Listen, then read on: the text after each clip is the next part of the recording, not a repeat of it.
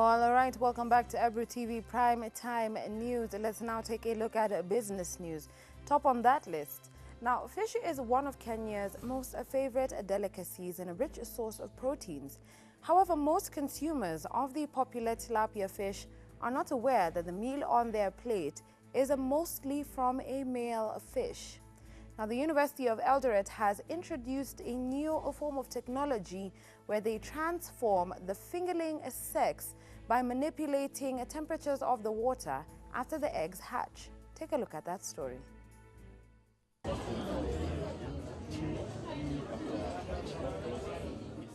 The students of Aquaculture Fisheries Department in the Eldoret University discovered that fingerlings change their sex to either male or female at certain temperatures when they were between 1 and 5 days old. According to Dr. Kenneth Odhiambo of the School of Natural Resources Management at the university, they intended to supply only either male or female fingerlings to the fish farmers. He said that fish grew faster and healthier when they were of the same sex in a pond because there would be no disturbance that comes with the breeding activity. Fish farming within the North Rift and environs is picking up, and we have seen a lot of farmers coming up for inquiries, getting information, inquiring, and actually participating in having their own fish farms. So I think it's the right direction. Dr. Odhiambo was speaking at the just concluded Mombasa International Show when they exhibited the innovation. A Master of Science student of Aquaculture, Kenneth Rono, said that with the new technology, they were able to supply farmers in Uasin Gishu and Nandi counties with fingerlings of a particular gender at very low prices. This technology they have been using, there are some technologies which they have been using like the hormone treatment, but the hormone treatment have negative impact, like they are hazardous, they are quite expensive, but this new technology is cheaper, applicable to farmers, environmental friendly, and also it promotes the faster, it boosts the faster growth for the male fingerling production. Rono said the institution was capable of producing more fingerlings if they were properly funded and could supply the high-quality one-gender fingerlings to fish farmers throughout the country. Because of the various numerous benefits of this new technology, it will make aquaculture and agriculture more sustainable and economical. So at our university we have... He said their innovation was intended to make fish farming easier, more profitable and attractive, and grow the agribusiness sector of the economy. Now, the Kenya Reinsurance Company has launched a plan which will see more than 4,000 students across the country with disabilities benefit from special learning facilities set to be implemented nationwide. From next year, children living with disability will have a chance to join reputable secondary schools following the launch of a project dubbed Nikofiti. With a 32 million shilling fund base, the project will see modification of school facilities to ensure access, mobility and integration of students with various disabilities in the institution. Senator Barack Obama, if you become the president of the washroom facilities and the construction of a ramp within the school environment. More than 13% of the students in various secondary schools across the country are disabled. Nikofiti is a long-term project by the Kenya Re that seeks to empower persons with disability to be able to go about their day-to-day activities without hindrances, but most importantly, enable them to access education and employment so this sector of the population can play their role in the country's economic growth. Now, Sigona Global Logistics Company trucks have downed their tools for close to 1 week after truck drivers have called for a strike. Now, the drivers are citing poor pay and unfriendly working conditions being their motivation for this form of industrial action. Our reporter with more on that. Truck operations in Sigona Global Logistics came to a halt after drivers on Transit parked their trucks so that they can air out their grievances. David Oket, one of the truck drivers, demands for better pay, saying that some of the drivers are still earning peanuts. Kuna wazee wamefanya hapa miaka kama 25. Mtu anatoka hapa hakuna kitu anatoka nayo. Mtu anatoka na barua tu ya employment. However, the drivers accused the management of turning a deaf ear and failing to provide facilitations for the drivers on transit. Tunaomba sana serikali pia iingilie hii maneno na iangalie. He has called upon the government to intervene, saying that they have a right to demand their payment. Saa hii tumetoka tukipigania haki yetu. Hizo shida zitatuliwe na management. Na wamekataa, badala ya kuongea na sisi, wanatuonyesha ya kwamba wao wana nguvu ambapo hakuna kitu tunaweza fanya. The drivers have vowed to continue with the strike until the management agrees to listen to them and negotiate on a collective bargaining agreement. Njeri Njogu, Business Insights. Now, Kenya Airways has signed a code-share agreement with Oman Air, covering services between Nairobi and the capital of the Sultanate of Oman, Muscat. Now, the new partnership will allow a seamless connectivity to Kenya Airways customers in accessing Muscat directly from Nairobi. Now, Oman Air launched its flights to Nairobi in March this year. On the new route, KQ will place its code-share flight numbers on the Oman Air flights operating on a Tuesday, Wednesday, Friday, and Sunday. Now, according to the officials, the code share is one of the strategies that's aimed to increase the choice, convenience, and connectivity that Kenya Airways offers its customers. Code share partnerships and airline alliances continue to play an important role for Kenya Airways in improving the airline's competitive offering.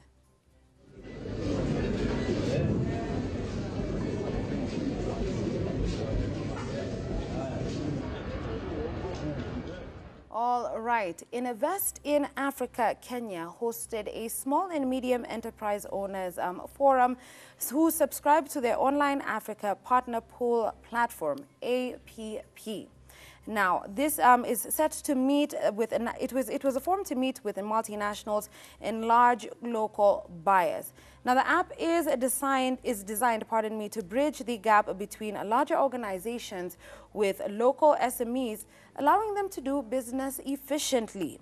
Now, I'm joined in studio by Wangeshi Muriuki from Invest in Africa as we try and demystify what it is you're trying to do. Now, clearly, I'm very unfamiliar with the intricacies of what's happening in the business world.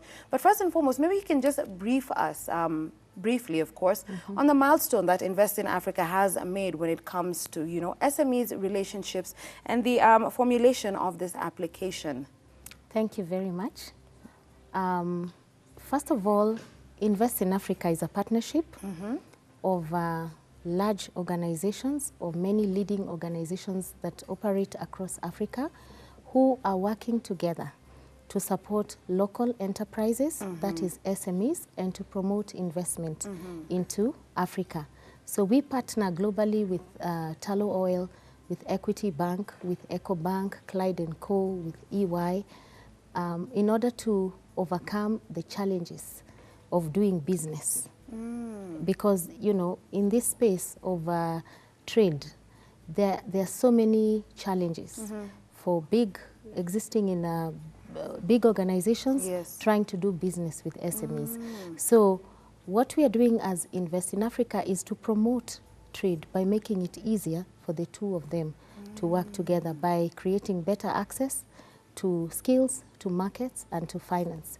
And in doing so, we have created this platform, which is called the African Partner Pool. In Kenya, this was launched in April this year, and it's a unique online technology platform where SMEs can register, create their accounts, and get validated by Invest in Africa by submitting requisite documentation. And in doing so, they can directly connect with big businesses in order to do business. So our partners, the big companies that work with us, locally we partner with Safaricom, with Nation Media Group, with Amsco, with Shell. So the way in which it works in this platform is that big businesses who are looking to source for local goods and services can actually find credible suppliers to work with. Yes. So at the moment, we have registered more than 600 SMEs from across different sectors who are joining this pool, and it's quite a vibrant community. No, I can imagine, because Yeah. I mean, with 600 SMEs and the motivation, actually I think the heart of this initiative, it effectively cuts down this transactional period, looking for legitimate interactions with the bigger companies, you know, and you've effectively cut down, like I've said, the transactional period. You say, Yes. okay, here's a platform, come on board, and you can interact here directly. No Yes. need for agency means chini ya maji, No. connections, your brother, sister's cousin. No. All right, and you've said that you've registered over just about, give or take, 600 SMEs. What has it been like trying to bridge that relationship between the bigger corporates and a large number of SMEs? I mean, I think I saw across the report sometime this week that showed that SMEs are contributing significantly to the Kenyan economy. So what has it been like working with a great part of income generation or economic activity with the SMEs and the larger corporates? And are larger corporates open to working with SMEs as should be the basis of this platform that you've generated? Yes, larger corporates and even large local companies in Kenya are open to doing business with SMEs. And that's why, in the spirit of partnership, our partners share the same aspiration. Our vision is to create thriving African economies. And the reason why we are working to promote trade between the two is to support job creation in this economy and to support local enterprise. So big business is ready and willing to do business with SMEs, but then SMEs have got to meet the requirements, and that's where Invest in Africa comes in. We come in with the platform, the African Partner Pool, that directly connects them, like you've put it very well. We want to cut down on third-party brokers, because those are the challenges that SMEs have to encounter. The other challenge, of course, is the challenge of skills. And Invest in Africa is also offering capacity building to the SMEs. And in this platform, the African Partner Pool, apart from accessing tenders from multinationals and large local companies, SMEs can also access skills. So we have a space called the Ujuzi Hub, where they can access how-to guides, e-books, you know, videos, and it's also a space for them to connect with coaches and mentors. So we are creating a vibrant space that will contribute to, you know, trying to bridge the gap. And that is really what we are trying to do, the gap for skills. And within the platform is also a space where SMEs or the suppliers can meet and interact with fellow suppliers in a space called the Biashara Network. So it's a platform for networking, for learning, and for doing business with big This really companies. just, it feels like the heart of a business hub. Yes. And I want to highlight the fact that this is Invest in Africa. So I believe that it's not just Kenya that's been able to benefit from the services that are offered by Invest in Africa and this African Partner Pool platform. And maybe just interestingly so, we can't say that business activity, business knowledge, sensitization, and all the business corporate factors that are involved in Invest Africa are the same in Kenya, the same in other countries that you operate. So do you face any challenges, I suppose, bringing in different business mentalities from across various countries in Africa to one platform? And what's it like when it helps, I think, when you're taking a look at the business know-how, the business technical know-how in Kenya vis-a-vis other countries that partake in Invest in Africa? Okay, currently, like I mentioned, we launched this platform this year in April. So we are barely 4 months in Kenya, but we also operate in Ghana. Oh, wow. There is an African Partner Pool in Ghana, a very vibrant platform also that hosts over 1,600 SMEs operating across different sectors with more buyers, about 14 sectors. And it's very interesting, of course. The markets are totally different, but I'll tell you one thing for sure, the challenges of SMEs across Africa are the same. Yes, they are the same. They all struggle. And what are these challenges more specifically? Because like case in point right here in Kenya, one of the key government narratives is that we want to encourage business activity with our young people and women and small businesses. We want to empower small businesses. And if we say that the narrative and the problems are the same, maybe just highlight a few of the challenges that SMEs experience right now operating in Africa. Let me draw some reference to a research that we conducted last year. We did interview about 300 SMEs across different sectors in Nairobi, in Nairobi, Nakuru, and in Mombasa. And of course, the study uncovered very many challenges. But all this can be summarized in 5 themes that we're cutting across. One challenge is access to finance. It still continues to be an emerging theme across different studies. I've also seen that's the same problem in Singapore, in Malaysia, you know, in SMEs in Europe. Access to finance is a big problem for our SMEs. And this is because of the cost of credit sometimes, or maybe just poor financial literacy, poor financial management. So finance is a problem. And that's why at Invest in Africa, I mentioned, we're also working to link SMEs to finance. So we partner with Equity Bank to offer trade financing for these SMEs. So should an SME win a tender on our platform, they can apply for funding, you know, trade finance, for bank guarantees or any other, you know, relevant instruments that will be necessary in helping them to deliver on their contracts. Another challenge is the challenge of governance. Corporate governance and its uptake is still very slow among the SMEs. It's a big problem, and this hinders their growth because multinationals and large companies expect to do business with organizations that meet some minimum governance requirements. You know, another challenge, of course, is according to our study was lack of access to business opportunities. SMEs are ready to do business, and like I'm saying, our SMEs on the platform are ready to do business. They've been vetted. You know, they've gone an extra mile to submit the necessary documentation to be tax compliant. But what they really lack is access to the opportunities. They lack visibility. They don't know where to find business. So our pool is the one place where SMEs can raise their visibility, can be able to view the opportunities from the big buyers or the big companies. Another challenge is the challenge of scale. Yes, scaling up is a challenge for SMEs. You know, so they may have the know-how, they may have everything that they need to have, but they lack the skill. And this, of course, affects their competitiveness in terms of taking advantage of those opportunities. All right. Yes. Wow. That's super, super informative. And one of the things I want to find out from you is that for the generation of this platform, for the idea to come, you realize that there's a gap, there's a bit of a loophole in the interactions when it comes to, I think when we look at the wider business field in the country. And interestingly so, I think at what point did you reach, or what point did Invest in Africa realize that we need to fix this, you know?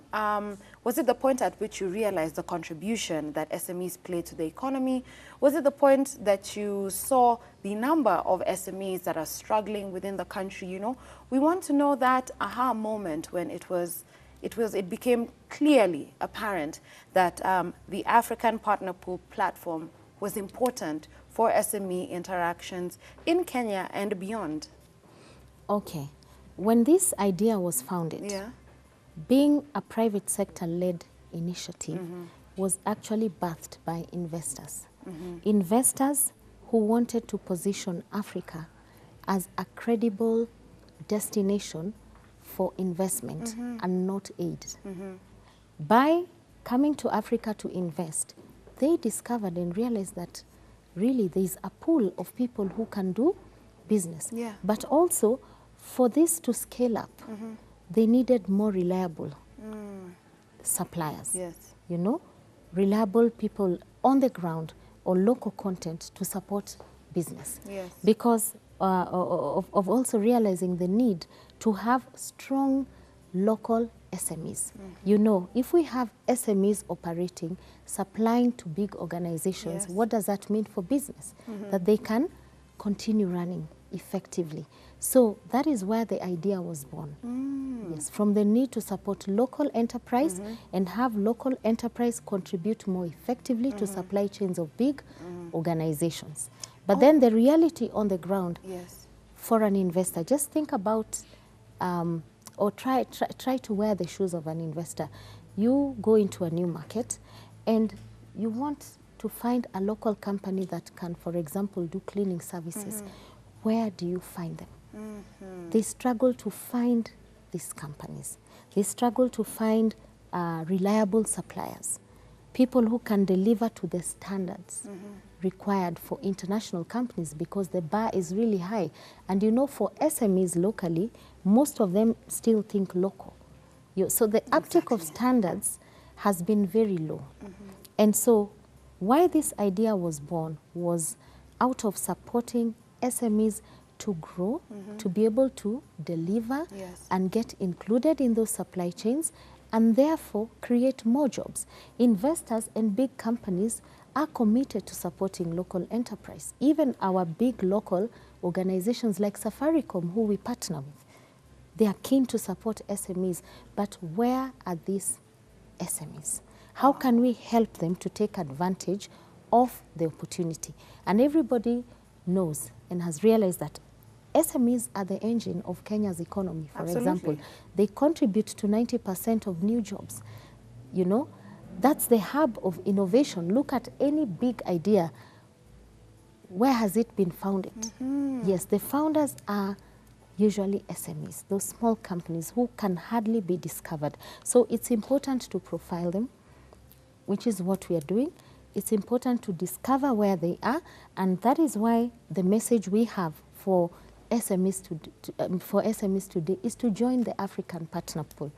They have to go through a rigorous vetting procedure, an 11-step, you know, questionnaire to fill in questions, to provide submissions of documents, and we go back and vet these documents.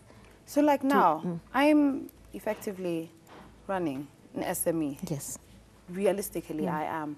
If I want to access, like you had said, there's a rigorous vetting process, and I run a small farming business, and I'm looking and I'm hearing everything you're saying, and I'm like, the African Partner Pool platform is something I need for my business, to take my business to the next step. How do I start this process? How do I get on the platform? What do I need to do? Thank you. It's a very simple process. You simply log on to our website, www.appkenya.com. You set up an account, the same way you set up an account on Facebook, and key in your credentials and pay up a fee of 5,000 Kenya shillings. Once you pay the fee, then you start the journey of filling out the questionnaire, the business questionnaire that gathers your documentation. It's also a way of beginning to build your profile. And then once the documents are submitted, we take about 10 working days to vet the documents, because you can see there's a long list of documentation.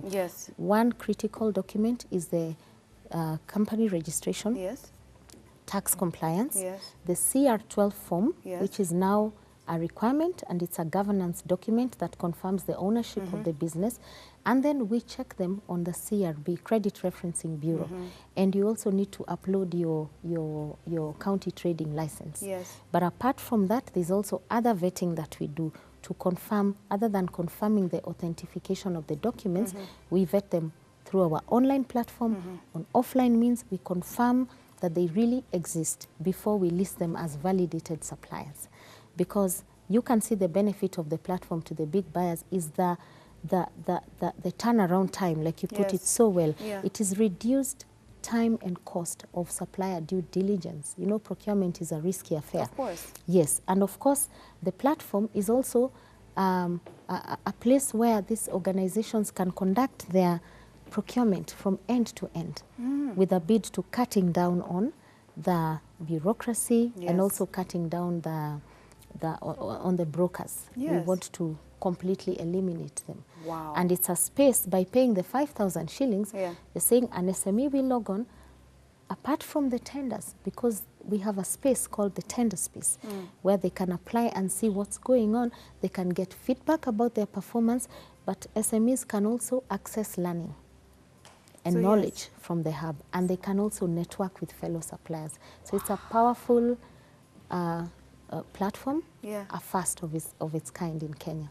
Thank you so much, Wangeshi. I could talk to you for hours, but I think Thank you. time has run out. And Yeah. I think to our viewers, I don't know about you, but I'm about to get on the Africa Partner Poll platform tonight. Tonight. So a few key points you need to take is that this effectively cuts down the transactional mechanisms that go hand in hand with small businesses like the ones that I run and the one that you run, trying to reach out to the bigger corporates. So the process, you need to head over to www.appkenya.com. Fee is 5,000 shillings, 10-day vetting, a 10-day vetting period.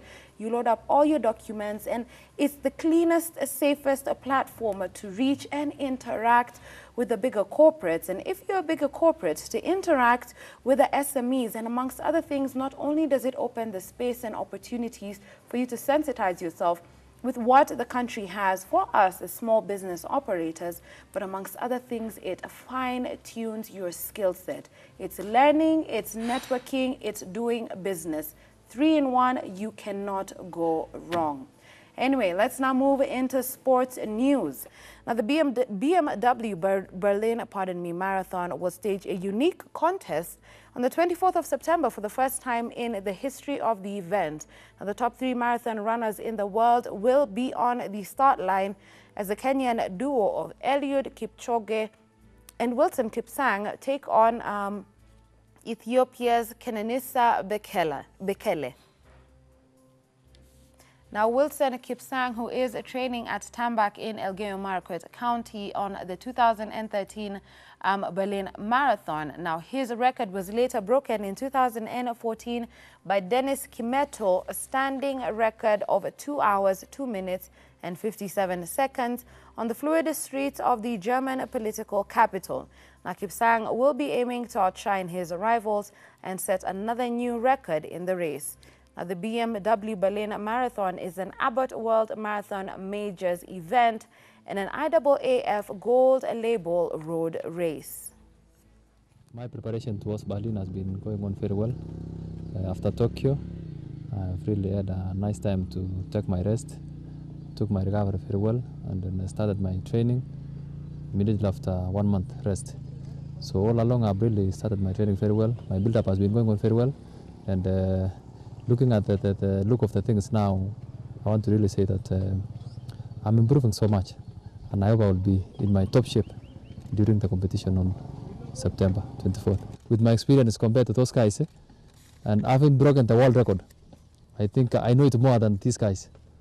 So I think I stand a chance if I prepare myself very well, and I'm in the same shape like when I broke the world record, even last year, even this year. This year was very good in Tokyo. So I think I stand a chance to beat the guys. Now, the KCB women's volleyball team is gearing up for the Makueni outing. And this week, they gauged their level with 2 friendlies against Prisons and the Kenya Under-23 team at the Kasarani Gymnasium. Now, in the new format of play, the Bankers managed to go to win 3 out of 7 sets with the Under-23, while the match with Kenya Prisons ended 2-1. Now, the Bankers, meanwhile, will be relying on Milgren Lutuvula and Fosca Kesisi when they head to Makueni for the next Kenya Volleyball Federation outing. Now, the squad will play 2 league matches as well as the Makueni tournament. Now, the Bankers have been in intense training, especially on blocks, reception, attacks, and setting. KCB head coach Vernon Kayanga, who will be the assistant coach for the Under-23 team that departs for the World Championship, says that the team has learned vital lessons from the 3 games. Now, the Bankers, meanwhile, will be relying on Milgren Lutuvula and Fosca Kesisi when they head out to Makueni. In KCB, all that they are not used to is the new format whereby we are playing with the 15 scores. But we've learnt a lot, and all it has to do is that we need maximum concentration in the 15 scores. So they played well, and I believe next time we play, they'll be at the top. All right, and that story effectively brings us to the end of Ebru TV Prime Time News. I'm Kamene Gore. It was great to have you here with us tonight. And more specifically, to our viewers, you heard it from Wangeshi Muriuki herself. www.appkenya.com is where you need to go, making a business easier. And it's also a learning and a networking platform for small business owners like myself and you. Let's empower ourselves and learn how to use and expedite digital platforms like that coming from Invest in Africa to our benefit. After all, we are the digital generation. All that having been said and done, from myself, my guest, and the entire Ebru TV family, do have yourself an absolutely lovely Wednesday night.